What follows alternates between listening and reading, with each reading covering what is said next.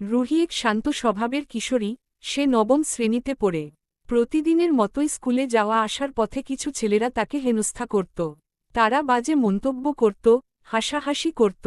প্রথমে রুহি চুপ থাকত, ভয় পেত। কিন্তু ভেতরে ভেতরে সে ভেঙে পড়ছিল। একদিন সাহস করে সে ঘটনাগুলো তার পরিবার ও শিক্ষিকাকে জানায়। স্কুলে ও এলাকায় বিষয়টি গুরুত্ব পায়। পুলিশেও অভিযোগ করা হয়। অভিযুক্ত ছেলেগুলো ধরা পড়ে, তাদের পরিবারের চোখে আঙুল দিয়ে দেখিয়ে দেয়া হয় তাদের সন্তান কোথায় যাচ্ছে। সে ছেলেদের একজন, নাম ছিল আকাশ, ভালো ছাত্র ছিল এক সময়ে। খারাপ সঙ্গ আর অবাধ স্বাধীনতায় সে এই পথে চলে আসে। তার সাথে যারা ছিল একজন সাগর আর আরেকজন দিহাম। পুলিশের মামলায় আকাশের কলেজে ভর্তি বন্ধ হয়ে যায়।